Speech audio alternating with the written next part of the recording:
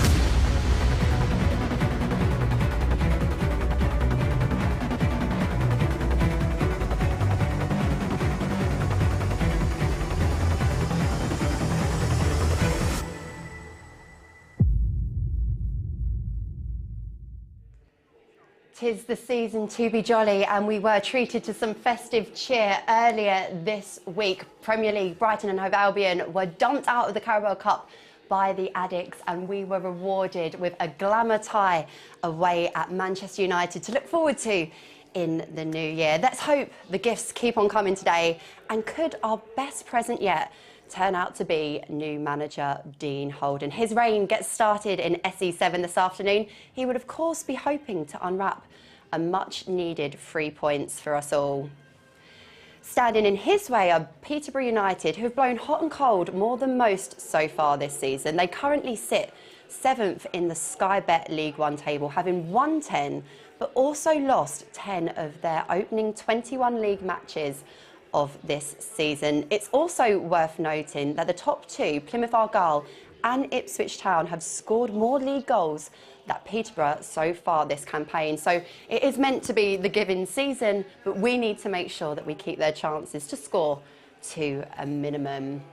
We have got lots coming up for you ahead of kickoff here on Charlton TV. We'll hear exclusively from the new man in charge, Dean Holden, who I spoke to earlier this afternoon. As well as Dean, there are also more off-the-pitch appointments, and we're here from our new technical director, Andy Scott.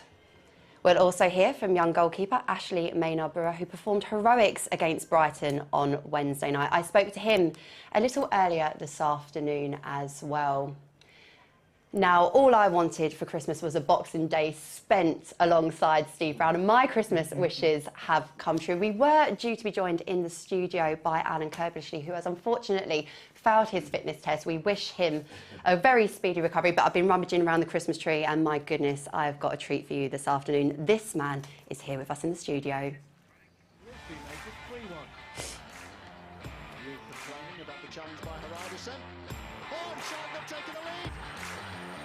Goal kicked by Kylie, and Lisby onto it into a flash. This is Stewart.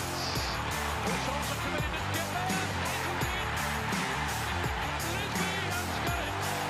And it's Lisby, Kevin Lisby, 2-1 Charlton. Tucked it away really well. And they're close. There we go, and Lisby, what a run. Oh, what a goal! What a hat-trick! What a moment at the Valley!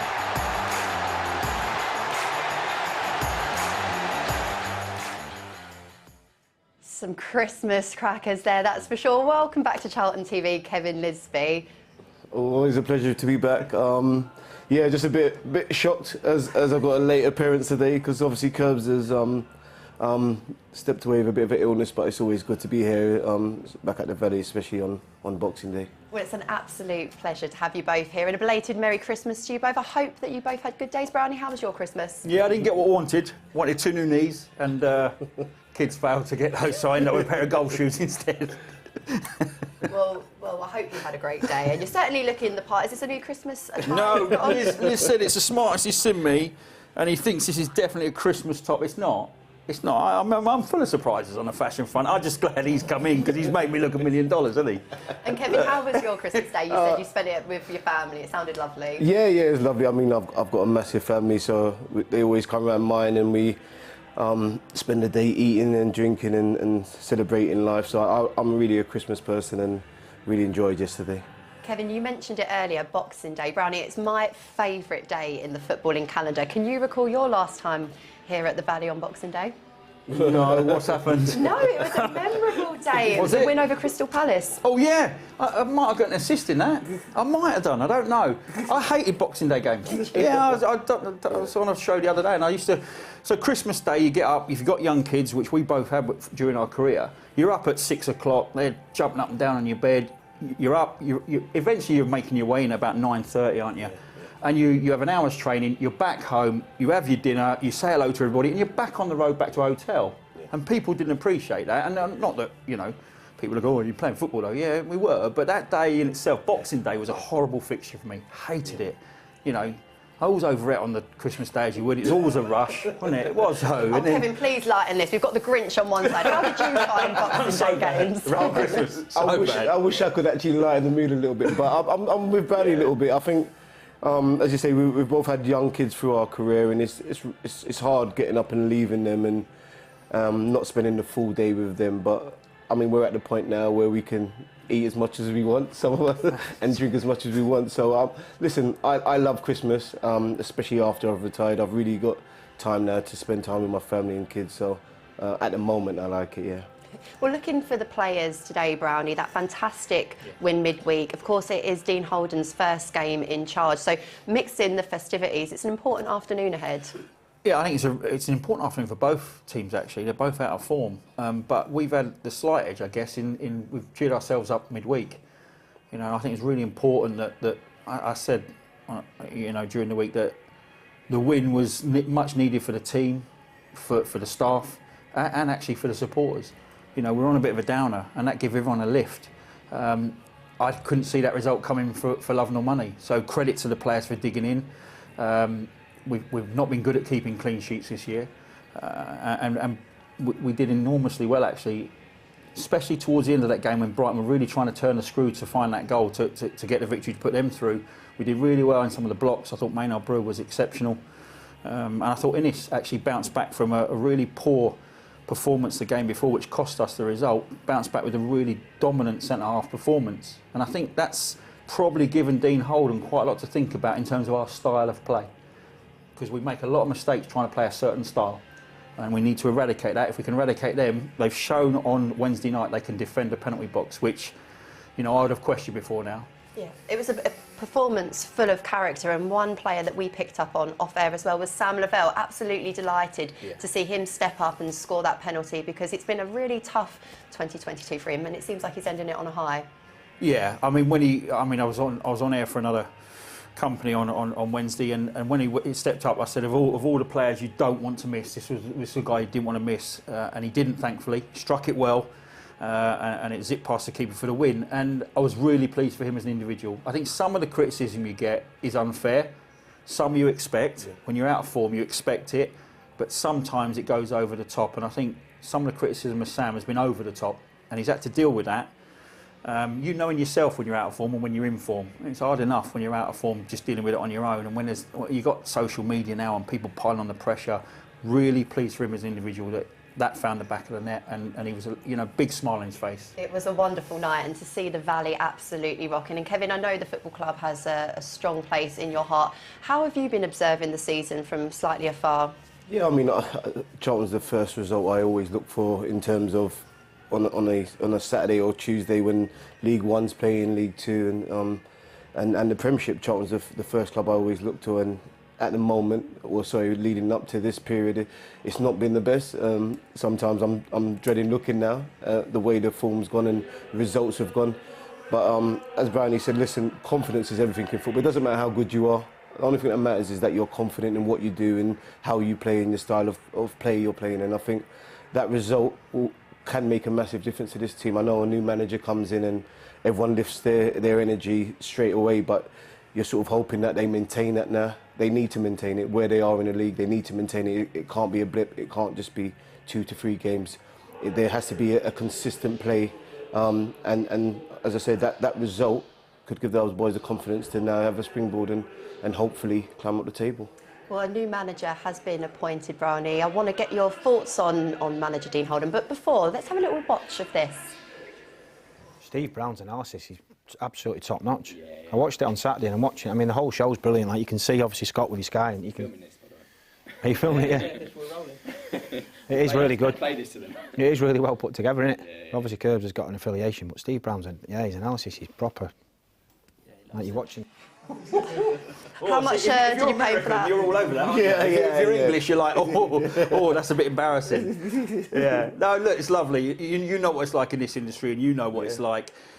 You dwell on the negatives, and you don't often hear the positives. It is really nice to hear, and lovely to be able to get, the credit for what is a very good, all-round performance from everybody involved. He's blushing. He's blushing. I don't like it. And yet you spend your life fending off criticism. Yeah. Like it's the one thing that sits in your brain more than the positives. And when you hear a positive, you get embarrassed about it. Why? Well, Why? on a serious note, I heard Dean, obviously, in that interview and on TalkSport as well, talking about Alan Kirbishley, and he clearly understands the heritage behind this football club and the characters, the influences, and ultimately, at the end of the day, people like yourself who just want to see those 11 doing well for the football club. And it sparks another new era. There's been a lot of change recently. Yeah. But given the platform of Wednesday night, we just hope that Dean can take that momentum and turn it into something today. Yeah, and I hope he gets given time, to be honest, to implement what he wants to put in place, because that's not been afforded the last 3 managers at this football club. They've just not been given the time. So I hope he gets the time.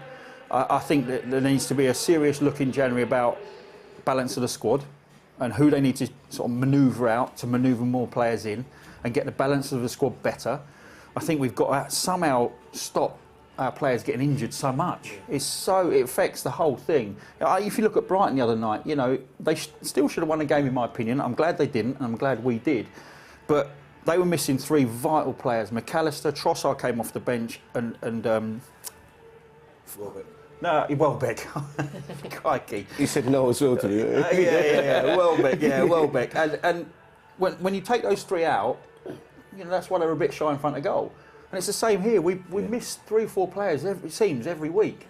And that's a real struggle. We've got to keep everybody fit. We've got to shuffle the pack a little bit in January and bring in a better balanced squad. And if we do that, hopefully, I personally think this season's just one of regrouping. And then we go again in the summer. But just push ourselves away from that relegation zone. Let Dean get his feet under the table. Let him settle in. Let Andy Scott supply, you know, a more balanced squad than we've had. And then we'll see where we go. Kevin, just quickly, the manager has worked with the likes of Stephen Sessegnon, Craig McElvery, George Dobson before. As a new gaffer coming in, wanting to make an impact, getting their feet under the table and so on, is it useful to having worked with those professionals before? Yeah, definitely. That experience will help any manager. I think the first thing he's got to do is get results. The players have got to trust him. They've got to trust the way he wants to play. And unfortunately, as Brownie said, in this industry now, everything's result. He's got to start getting wins. And if I think he gets those wins, I think he'll get the time, and then he'll get the trust from the players, and then hopefully that will breed consistency, because with anything he needs consistency. He needs to be able to get a run going, maybe gets a few draws in there, but I think the minute you start losing, a couple of the boys on the bench start having little issues because they're not playing. So I think the only way this is going to work is if he gets results and stays consistent with it. Right, well, we've spoken about him a lot. Let's hear it from the new manager, shall we? I spoke to him a little bit earlier on today. Dean, a belated Merry Christmas to you. First match in charge for you today. How much are you looking forward to it? Merry Christmas, Charlotte. Very much so. Last few days have been a bit of a whirlwind, but our focus has just been on getting the team ready for this game today, so can't wait to walk out that tunnel at 3 o'clock and watch the team perform. Christmas is a hectic time in football at the best of times. I imagine it's even more so when you're starting a new role. Yeah, it's been a bit chaotic, but the focus has remained. My wife didn't get any Christmas presents, but I'm sure she'll forgive me. She's not talking to me just yet, but focus has been, as I say, on just making sure that we get this final few days prep right. After Wednesday night's game, brilliant result, and then we got the draw after it. Some real optimism in the stadium, and it's important that we really continue from kick-off today and really drive the crowd behind us. And how did you approach yesterday? Were the players in, or did you allow them some time with their families at home? We spent the day with the families. Over the 27 years or whatever I've been in the game, I've tried everything, bringing them in the morning, bringing them in late at night, and ultimately the focus is, and the prep has been on the game. The professionals, they had a couple of things to keep their eye on.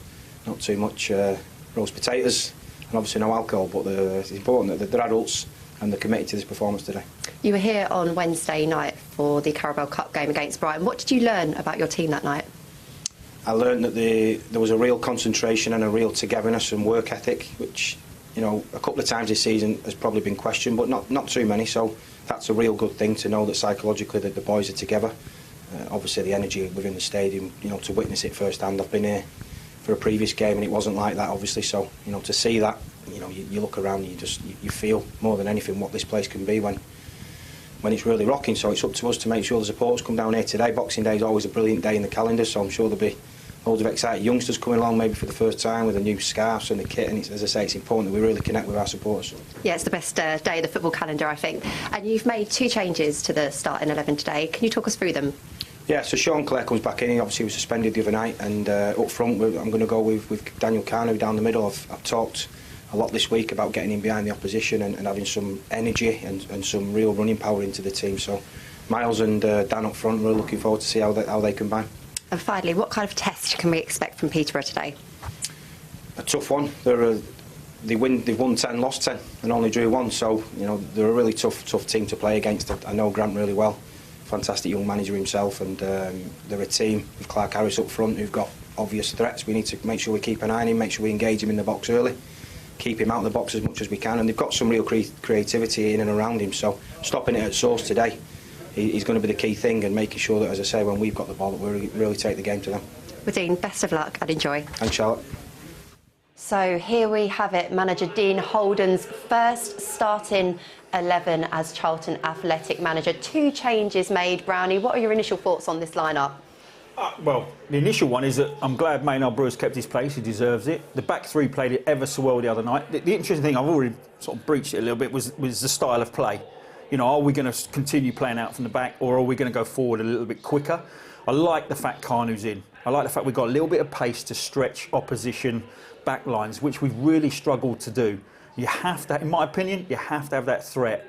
And if you've got a player that can stretch your opposition back line, it generally means it's going to drop down 5 yards deeper to cover off that threat, and then your midfield has a little bit more space to play in. I'm hoping that's the case. But we haven't got, I mean, it's brave in as much as you've left some senior players out. My one big worry about that is Raksaki. You know, is he left out because he's out of form? Is he left out because he looks tired? Is he left out because he's going back in January? You know, so that one's an interesting one. The rest I understand entirely.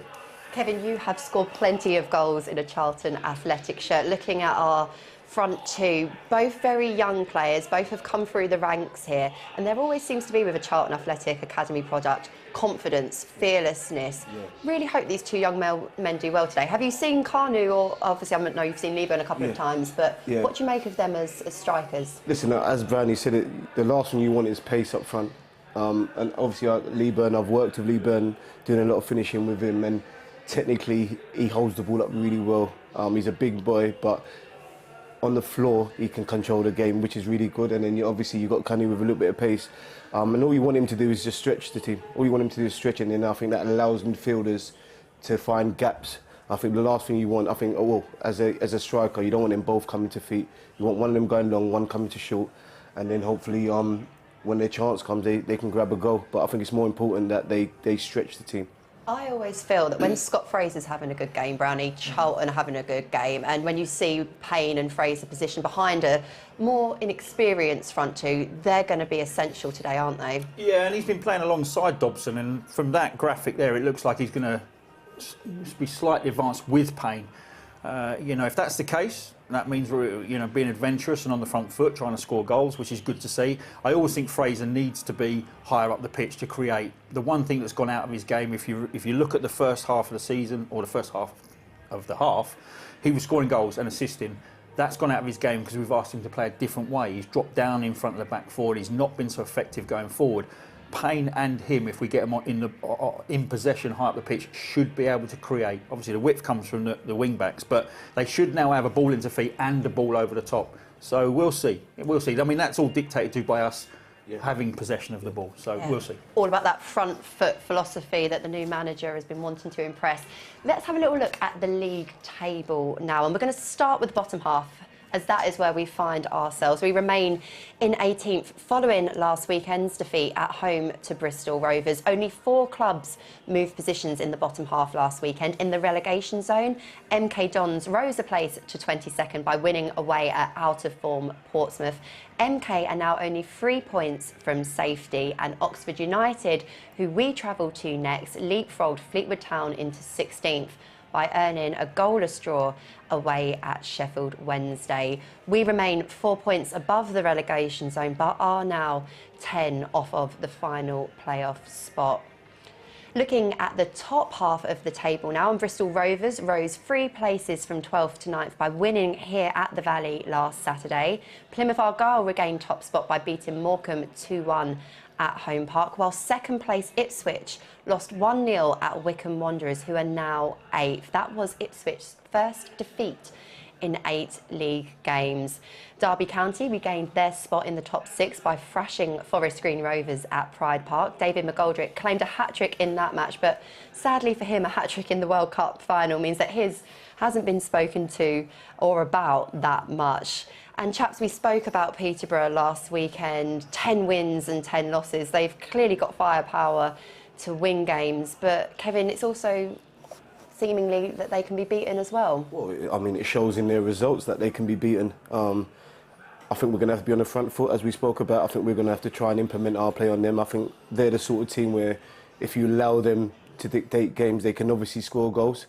So I think we've got to be quite positive being at home. And as I say, new manager coming in, I think we've got to try and be positive. We can't allow these to get chances in our box because they obviously can score a lot of goals. They've got players that can score goals. So I think we just got to be positive in the way we play and we've got to be on the front foot.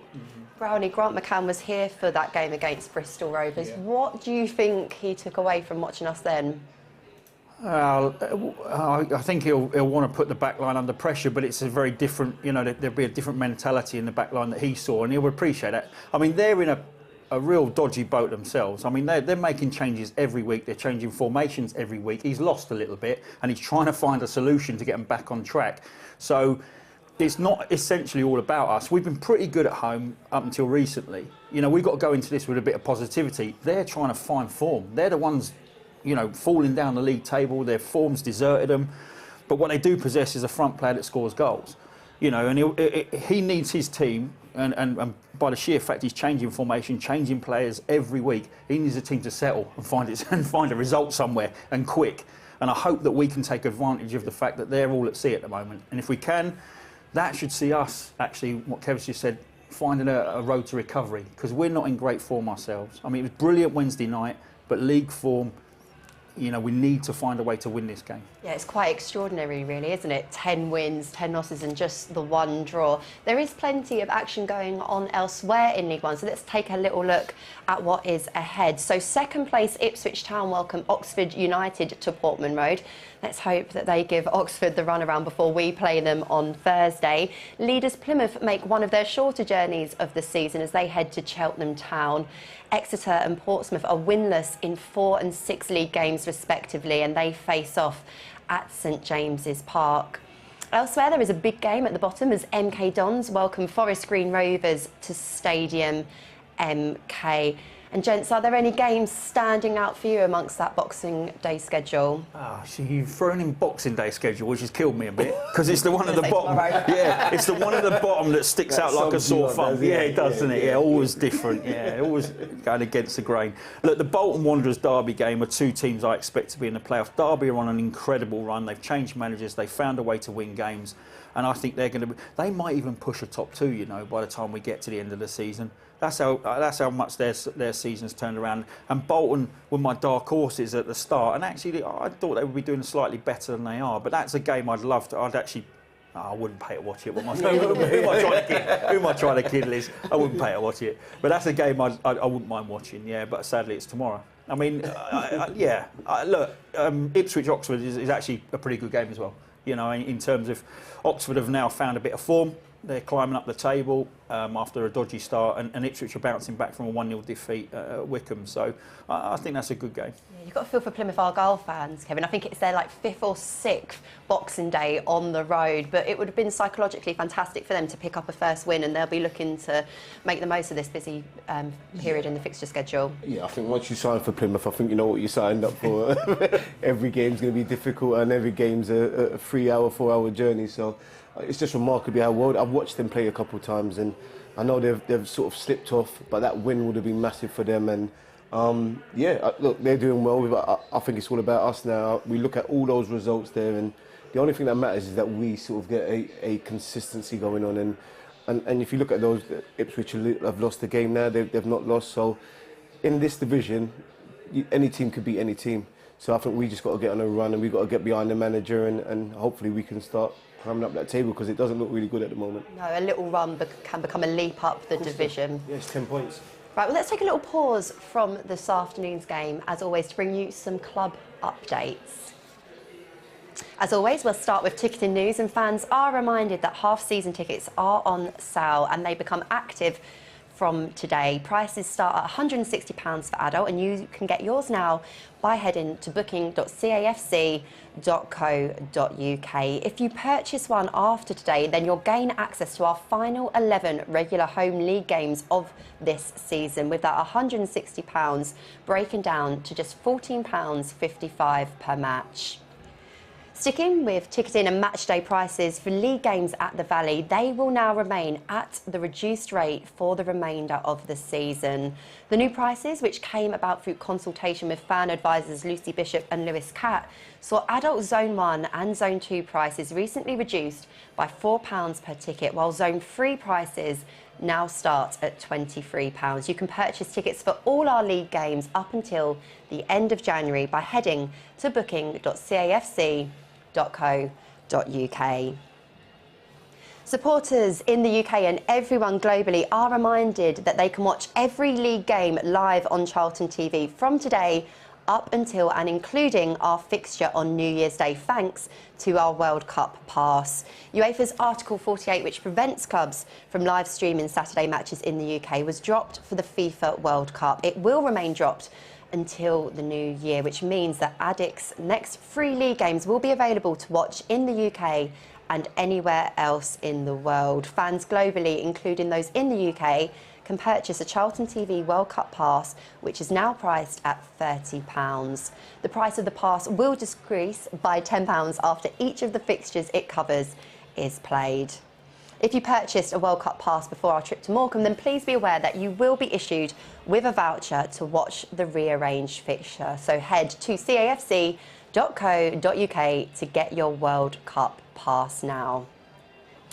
As we said at the top of the show, there was some very exciting news on Thursday night as we were rewarded for our victory over Brighton and Hove Albion by being drawn away at Manchester United in the quarterfinals of the Carabao Cup. That tie will be contested on the week commencing January the 9th. A confirmed date and kick-off time, as well as ticketing information, will be released in due course. Now, if you're still looking for a 2023 calendar, you can now get your hands on the official Charlton Athletic calendar. For the second time, the club calendar includes players from both the men's and the women's teams on every month. The calendar is priced at £10 and you can get yours by heading to booking.cafc.co.uk or by visiting the ticket office at the Valley in person. Finally, as we mentioned at the top of the show, the club confirmed the appointments of 4 senior members of staff earlier this week. Dean Holden has, of course, joined us as men's first-team manager. Andy Scott has been named as technical director. Jim Rodwell has been appointed as chief operating officer. And Ed Warwick is the club's new finance director, replacing the departing Emma Parker. Before we move on, everyone at the club would like to extend their thanks to Emma for her fantastic and tireless work here over the last 5 years. Emma played a crucial role in ensuring that the club survived at the start of the COVID-19 pandemic. We wish you the very best of luck in your new venture, Emma. Right now, the Charlton women's team have been out on the road, spreading some festive cheer ahead of the Christmas break. They visited the Queen Elizabeth Hospital in Woolwich. Here's how they got on.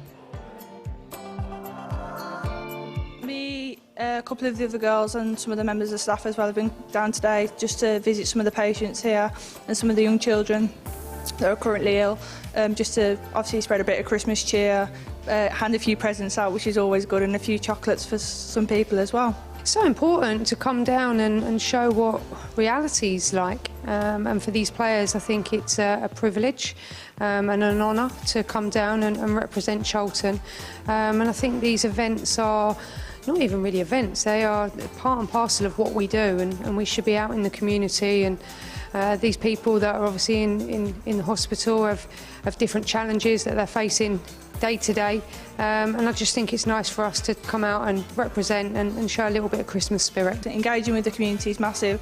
I think as well just making sure that the people that are in obviously the hospital at the moment know that people are caring about them and understanding what they're going through, and obviously just trying to make things as easy as possible and make things happy for them on the day as well. There was a lovely lady in there. She had one of the Charlton books, and obviously privileged enough to sign it, and obviously the players as well. So no, we've had some really nice compliments, and it's been nice for the women to come down and represent the club, and obviously seeing the younger patients within the hospital. It's always nice to make sure we come down and show that appreciation, and also to show that we're here to support them.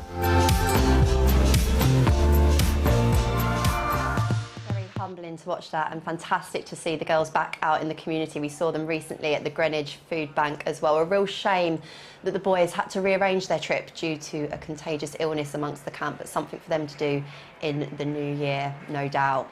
Moving back on to business with the first team, we mentioned earlier that some senior appointments were made this week, including a new technical director. We speak exclusively now to Andy Scott. Here is his message to Charlton supporters. The Brighton game was obviously brilliant last night, but overall I think it's fair to say there is an air of nervousness amongst the fans about the position the club currently finds itself in. What would your message be to them? It's totally understandable. You know, we're coming into this with our eyes wide open. You know, we don't think that we've got a divine right to be at the top of the league because we're Charlton Athletic. It's not that. We're understanding. We know where we are in the league. We know that we've got to improve. I've watched a number of games live and on video. You know, the mistakes have been compounded regularly. You know, Charlton mistake, you know, lose the game. Bristol Rovers 2 mistakes, lose the game. It's fine lines in this league. It's a very, very tough league. Some big clubs, and you know, Charlton Athletics is a scalp. Teams come to the Valley and want to win, and think that they can turn the crowd. And we've got to make sure that we start with good energy. We have a good purpose. You know, we play forward, we run forward. They're showing energy. You know, we are organised. We know what we're doing, and we get the crowd to be excited about what's on the pitch. You know, I think I'm a fan as much as anyone else. I want to see a game where, you know, where there's chances and we're trying to score goals and we're showing commitment and they're willing to throw their bodies on the line like they were last night. And I think that was a prime example last night of the quality that the team has got. They can do it. It's about the consistency. It's about making sure that, you know, we do the right things more often than not. And you know, it's going to take time for us to win the fans over, and hopefully we can turn results around quickly, and then that's obviously going to make everyone a bit more positive. But you know, we've come in because we believe in this football club. We believe that we can have an impact, and hopefully that's a long-term thing. And then over time, fans will recognise the work that we're doing and that we have done, and as we push up the league, and they can get behind the side and see that there's a real belief amongst the group that we can all become together. And I think that's something that probably the club's lacked. It's, you know, it's very fragmented because of the situation and the circumstances that we find ourselves in. And you know, if we didn't understand why the club was feeling like it was, then we'd be very naive. So we understand what we have to do to win the fans over. We understand what we have to do to make sure that players improve, and we know what we have to do to improve the squad. So if all those things can come together, then I'd like to think that the fans will be really pleased with the progress that we make, and support us as they always do. You know, even when things are going bad, they are there, and that is, you know, commendable, because it's been a really tough time. We accept that. So if we can be part of the movement going forward, where everyone's got a smile on their face and come out of the Valley like last night bouncing, then we've done our job. Great to hear from Andy there. And Brownie, he joins the club with plenty of pedigree and plenty of experience. What do you make of the appointment? I think it's a great appointment. Yeah, I think you've just touched on it there. You've got somebody you can lean on. If you're Dean Holden, you can pick up the phone and know that he's managed at this level. He's a former player. He's held down jobs that have obviously given him vast amounts of experience across the last 20 years. I think it's a very good appointment for a new person coming in terms of I can pick up the phone, and you know the contacts are very, very good with Andy Scott.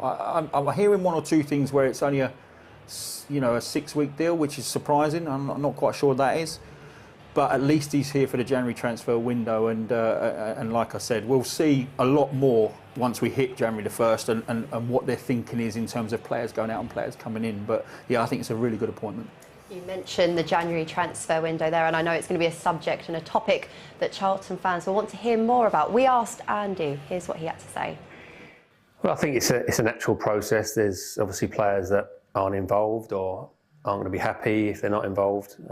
Primarily, the idea is we want to bring players in. That is going to be the biggest concern and the biggest workload that we're going to do is bring players in.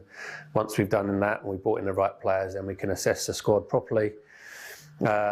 See which players, aren't going to contribute as much as maybe they want to or we want them to, and if there's players that are wanted by other clubs and we can move them out, it's a good deal for the football club and we can use those funds to strengthen again, then we will do that. That's a natural part of any window. But I want to make it really clear that we're not going to have a fire sale. We're not selling our assets. We want to improve the squad. We want to build for not just this window, for the coming seasons as well. So we want to keep all our assets. It'll be players that are on the fringes more or less that either need to go out on loan and get some game time or haven't been playing as much as they want and have got opportunity elsewhere. And if that works for the football club and it works for them, then we're more than happy to do that. But primarily we can only do that once we've got the right players in to supplement that, because we've got a lot of games coming up. We need to make sure that we've got a strong squad that can cope with the workload. Once we've got a few injuries back in the beginning of January as well, we should have a near enough full complement of players to really look at and work out, which players are going to be involved and which ones may not be involved as much as they'd like. A couple of interesting points there indeed. And Kevin, one that stood out for me was saying there isn't going to be a fire sale of our players. What did you make from that little snippet from the camp? Yeah, I think they're probably being realistic in terms of the players they can bring in and the players that can go out. I think if you look at, for instance, Bournemouth come to mind when they're struggling. Scotty's obviously walked out because he didn't feel the players were good enough, and then the manager's come in and got the best out of the players. So I think that's a job he might have to consider. He might have to consider that the players that he probably wants to come in, he's not going to be able to get because the January window is a bit up and down. So I think he's just almost preparing us in terms of the players that he wants in may not came in, and he might have to work with what he's got. And as I say, he's got a few injuries that come back, and then the squad looks a little bit different then. Right, young goalkeeper Ashley Maynard-Brewer performed some heroics on Wednesday night. 6 days later, he's still got a big smile on his face, and quite rightly so. I spoke to him earlier this afternoon. Ashley, thank you so much for joining us. A belated Merry Christmas to you. I'm sure you've been smiling since Wednesday's win over Brighton. How much did you enjoy that game? Yeah, it was pretty perfect, to be honest. It was, almost a little bit overwhelming. Been here, 7-8 years now, and that is everything I imagined. A perfect game to be, making a few saves, seeing out a clean sheet, and then making a save in the penalty shootout to get through to the next round was perfect. But in English football, you have games every few days, so had to get over it quick and focus on the game today. Just how highly does Wednesday night's game rank in your career so far? Easily best night of my career. Yeah, it was a great game to be a part of. And how important is it that the team build on that penalty shootout win today against Peterborough? Yeah, it's so important. We know that our league position isn't good enough. But the other night felt like a bit of a turning point. And we're hoping now with games every few days that we get a few results and really kick on. And we have a big draw against Man United to look forward to. So it's about building on that. Getting a few results and moving forward. Looking ahead to this afternoon, Peterborough have some of the best strikers in the league. What kind of test are you expecting from the visitors? Just a tough match. But if we show what we did the other night, we stand up and we show a real will to not concede, I think then we'll get a good result and it'll be good. And tell us, just how much were you able to enjoy yesterday's festivities, or was your mind kind of already focused on today's Boxing Day game? It was in the back of my head for sure. I think it is for everyone. It was a nice day. Luckily I have relatives over here, so I got to spend a nice day with them. But drove back to my flat last night and my head was firmly on the game today. Well, Ash, thanks for joining us and best of luck today. That's right. Thank you. Great to hear from Ashley there. Now, Brownie, he's been a part of the football club for a number of years. How much of a coming-of-age moment do you think Wednesday evening was for him? He's had a couple this year, I think. He's come in, and every time he's come in, he's played very, very well. And the first one I kind of understood why he got left back out, but I'm glad he's kept his place this time, and he's really making a play for the #1 spot here. I like the fact that when he wasn't in the side, he would go anywhere on loan. He's dropped into non-league, he's dropped into... And although it didn't work out at Gillingham, he was prepared to drop down to make sure that he got men's football and minutes. And I think that shows a very, very good mentality. And I think he's come in and obviously, you know, you then have to show what you've got, and it's a kind of sink or swim moment when you get thrown into the first team for the first time, and he's certainly swimming at the moment. It looks like a very good prospect. I hope he backs up today with another good performance, because he really deserves a shirt at the moment. Let's take a little look back, shall we, on Wednesday night's game. And Kevin, you can see some of the highlights for yourself for the first time, because it was a fantastic evening. And not only did Ashley stand out, but defensively as well. We see Adam Lallana's opportunity here, Brownie, but it was a really strong defensive display all round. Yeah, I mean, he didn't move for that one, actually, Maynard-Brewer, because that was probably the one chance that flashed past him, and it was a very good shot from Lallana, but everything else he managed to get to. This was probably our best moment of the first half, and that's actually, he's made that save look really, really simple. That was at pace, straight down his throat, but it bounced just awkwardly in front of him.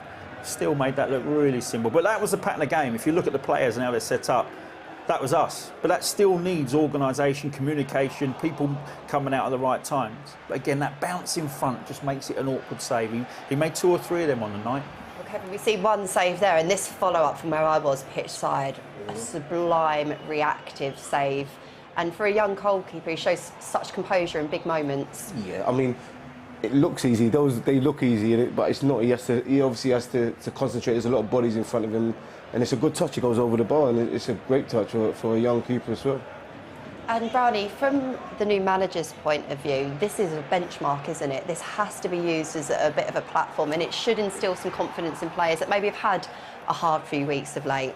Yeah, it definitely should. I'll just say, even that chance there from Solly March, right? The fact that Maynard-Brewer gets 2 or 3 yards out means he's got to be really precise with the finish, which is why he puts it wide.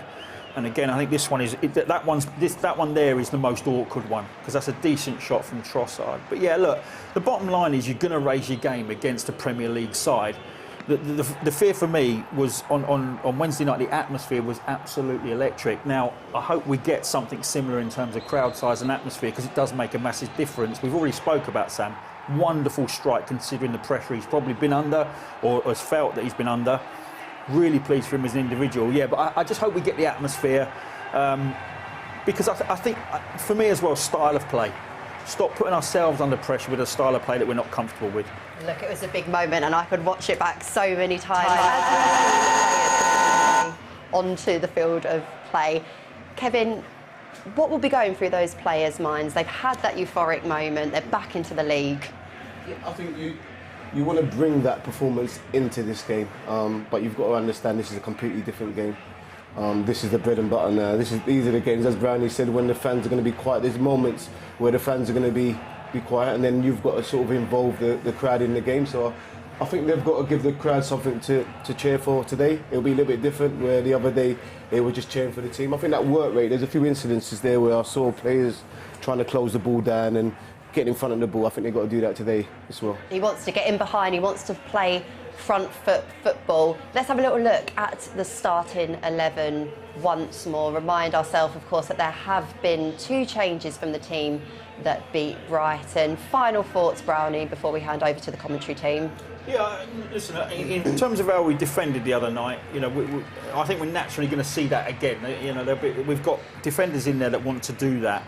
For me, this team's about how Kanu plays his part. You know, if he just comes on and he doesn't stretch the opposition, we're not going to be a lot better off. He needs to show early on that he's stretching the opposition, and then we need to get Payne and Fraser in possession in the final third. If we can do that, hopefully we'll get the goal that gets us the lead, and we can settle down a little bit. Well, look, I said it at the very start, Boxing Day is my favourite fixture in the footballing calendar. So without further ado, let me hand you over to this afternoon's commentators, Terry Smith and Greg Stubley. Thank you, Charlotte. Thank you, Brian. Thank you, Lizzie. It's Good to be with you here on Boxing Day here at the Valley, and I trust you've had a fantastic Christmas, one and all. Alongside me for this afternoon's festive fixture is Mr. Father Christmas himself, Greg Stubley. How are you, my friend? Yeah, very well. Merry Christmas to you, too. Merry Christmas, everyone. Yeah, I think it was a good Christmas for Charlton fans. And let's be honest, if you asked me this time last week whether we were going to have a good Christmas from a Charlton perspective, we didn't think so. And I think that win on Wednesday against Brighton did so much, didn't it? Just raised confidence. It was a great night at the Valley. Got a fantastic tie against